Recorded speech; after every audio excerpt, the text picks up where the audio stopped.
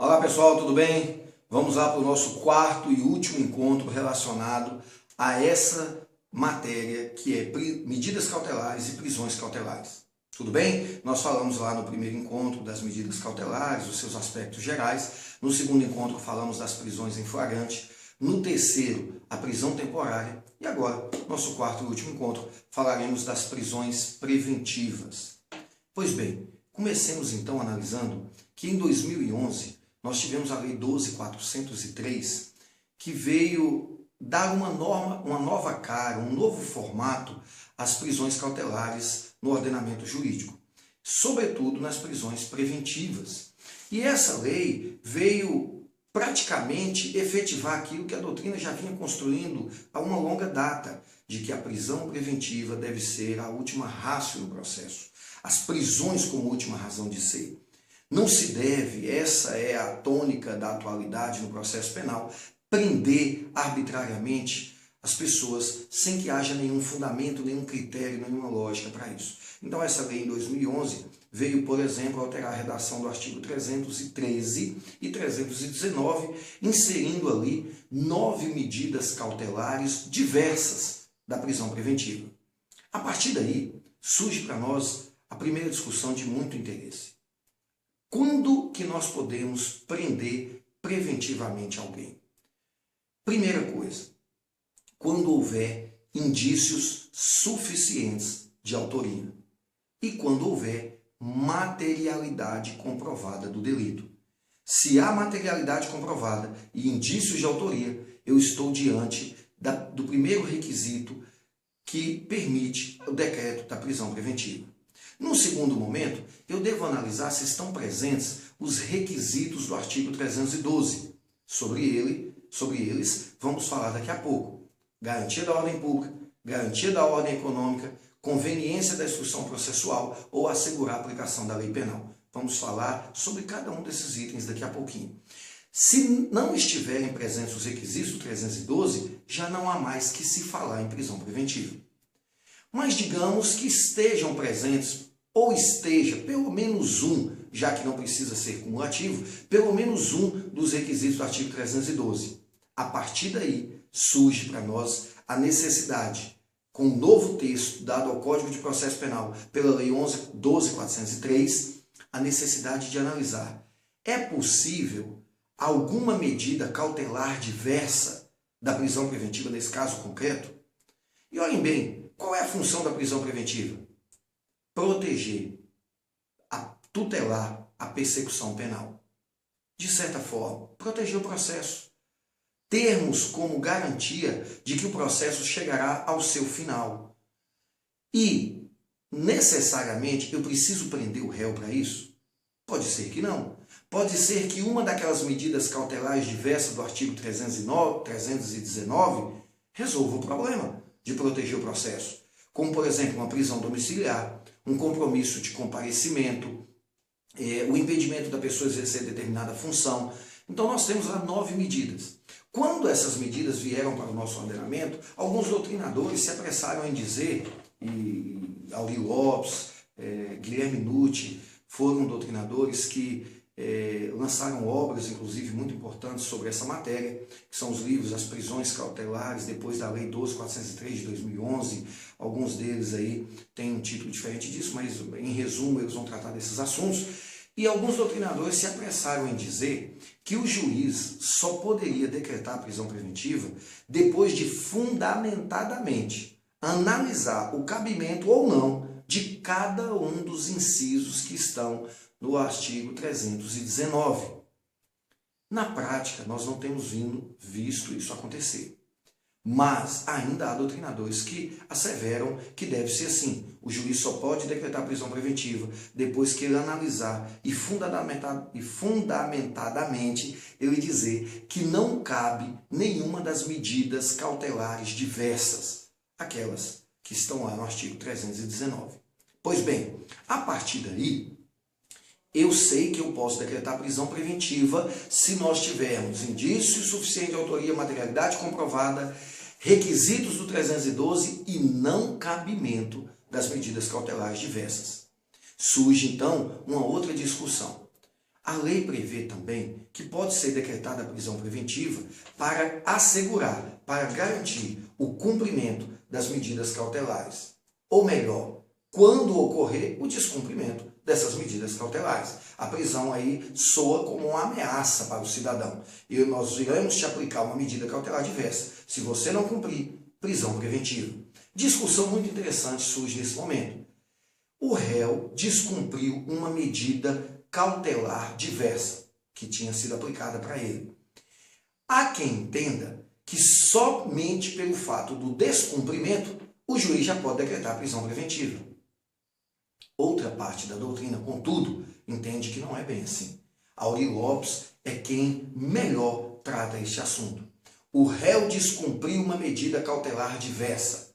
Devemos, portanto, fazer uma nova análise da situação dos fatos. Estão presentes os requisitos da prisão preventiva? Se não tiver, essas medidas serão revogadas, mesmo ele não tendo cumprido, nenhuma consequência trará para ele.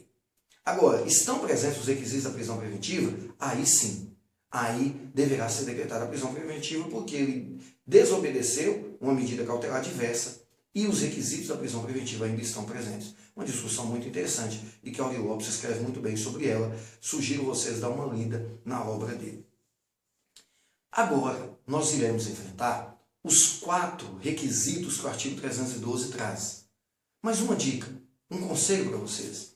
Em abril desse ano, de 2015, o STJ expediu um informativo número 32, que se chama Jurisprudência em Teses, Prisão Preventiva.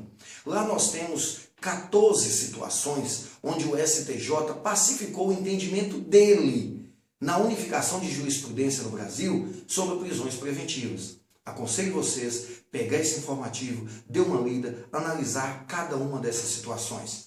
É lá nesse informativo que vocês vão ver, por exemplo, que o STJ sedimentou o entendimento segundo o qual o simples fato de um crime causar comoção social não autoriza prisão preventiva. O simples fato de um crime ter repercussão midiática não autoriza prisão preventiva. O fato de o crime ser grave abstratamente não autoriza prisão preventiva. É necessário que haja uma gravidade concreta do delito que, somada ao clamor social, somada à repercussão da mídia, faça surgir a necessidade da prisão preventiva por garantia da ordem pública. E aí, lá no 312, nós temos como primeiro requisito, prende-se preventivamente para a garantia da ordem pública. E há, hoje, na atualidade, uma discussão muito grande sobre qual conceito nós temos de ordem pública. O que se entende por ordem pública? Muitos doutrinadores falam, a jurisprudência já se manifestou, mas a maioria da doutrina não concorda com o fato de dizer que o fato coloca em risco a ordem pública quando ele gera uma intranquilidade social. Independente dessa discussão, nós temos lá nesses informativos do STJ que fere a garantia da ordem pública a reiteração delitiva quando os fatos são atuais, não fere a garantia da ordem pública quando se refere a fatos passados. Por exemplo, o réu vem reiteradas vezes cometendo delitos. Se esses delitos são atuais, fica evidente que a ordem pública está em risco. Agora, o Ministério Público oferece uma denúncia e pede a prisão preventiva de um réu que reiteradamente vinha cometendo crimes há 2 anos atrás. Não há mais que se falar em garantia da ordem pública por uma questão muito óbvia, e o STJ manifestou expressamente sobre isso lá no seu informativo, a que eu pedi vocês para que dessem uma olhada. Também fere a garantia da ordem pública, como eu disse, quando o crime oferece características que nos permitem concluir tratar-se de um crime com gravidade concreta que tenha repercutido negativamente no meio social. Tudo bem? Depois nós temos a garantia da ordem econômica. É um requisito muito difícil de nós vermos nos dias atuais, porque esse requisito ele veio para o nosso ordenamento com a lei antitruste. E essa lei já foi inclusive revogada por outra lei, não a temos mais em nosso ordenamento. Mas a questão é, o que é garantia da ordem econômica? Primeira coisa que vocês têm que ter em mente, quando estiver em risco o interesse econômico, falando aqui neste momento de uma macroeconomia. Eu não posso falar que está em risco a ordem econômica se eu estou falando de problemas econômicos locais, de uma prefeitura, do Estado. Ordem econômica, eu estou me referindo à ordem econômica prevista na Constituição Federal, à ordem nacional, à macroeconomia brasileira. São os casos, por exemplo, de especulação em bolsas, especulação com a moeda, especulação com o sistema financeiro nacional. A partir daí, talvez surja a possibilidade de se decretar a prisão preventiva de alguém com base neste requisito. No terceiro requisito, nós temos por conveniência da instrução criminal. Esse é muito simples, muito fácil, sem nenhum problema.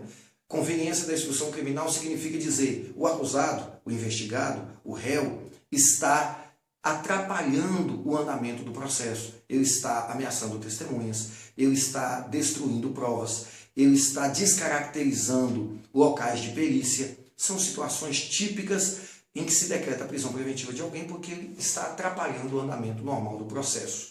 Temos lá, por fim, a prisão preventiva para assegurar a aplicação da lei penal. Entre parênteses, eu dizia para vocês, risco de fuga. Nós precisamos prender preventivamente o réu, sob pena de, ao final do processo, não adiantar um decreto condenatório, porque ninguém conseguirá pegá-lo, uma vez que ele tenha fugido. Esse é o caso típico daquela pessoa que comete o crime, não tem residência fixa, não tem nenhum lastro fixo em nenhum lugar, não tem emprego fixo, não tem família, corre o risco de chegar ao final, nós termos um decreto condenatório e não conseguir aplicar a lei penal. Pois bem, esses são os requisitos 312 e cuidado, nós temos uma outra situação que cabe prisão preventiva. Nos casos da Lei 11.340 de 2006, a chamada Lei Maria da Penha, nós temos a situação de se decretar a prisão preventiva de alguém quando ele desobedece às medidas protetivas que o juiz aplicou a ele. Não aproximar da ex-esposa, não fazer contato com ela através de mídias ou de telefone, e se ele desobedecer, certamente o juiz irá decretar a prisão preventiva dele. E por fim, gente, um detalhe muito importante. A prisão preventiva não tem prazo definido em lei. De novo, a prisão preventiva não tem prazo definido em lei. O que a lei determina são prazos para os procedimentos. Por exemplo, artigo 400 do Código de Processo Penal fala que o procedimento do rito ordinário, a audiência de instrução deve ocorrer em 60 dias. No Código de Processo Penal também fala que o procedimento do júri deve se encerrar num prazo de 90 dias. A Lei de Crime Organizado fala que o procedimento que apura a prática de crime organizado deve se encerrar em 120 dias, podendo ser prorrogado por mais 120. Observe. A prisão preventiva não tem prazo determinado. Mas se nesses procedimentos o réu estiver respondendo preso, vencido esse tempo, se o processo não acabar, o advogado poderá tentar o relaxamento dessa prisão pelo chamado excesso de prazo. Mas eu alerto para vocês, muito cuidado. A jurisprudência já sedimentou o entendimento que esse excesso de prazo deve ser analisado à luz da razoabilidade constitucional. Não é razoável determinar o relaxamento de uma prisão preventiva simplesmente porque não se cumpriu cronologicamente o prazo de 60 dias num rito ordinário. Há que se analisar o contexto como um todo dessa prisão preventiva, da necessidade dela e o porquê desse prazo não ter sido cumprido. Não cabe falar em excesso de prazo, por exemplo, quando esse excesso ocorreu, ou melhor, não cabe dizer relaxamento de prisão por excesso de prazo quando o excesso ocorreu por culpa do advogado. Não se pode falar em relaxamento de prisão por excesso de prazo quando o excesso ocorreu porque nós temos causas de grande complexidade, muitos réus, muitos crimes, cartas precatórias expedidas, oitivas extremamente demoradas. Entendido? Tudo bem? Estamos aí então encerrando o nosso encontro sobre prisões. E façam o seguinte, tem dúvidas? Tem mais alguma coisa que você gostaria de saber? Faça contato com a gente. O nosso contato, o nosso e-mail estará aí no site. Um abraço para vocês e até mais. Tchau!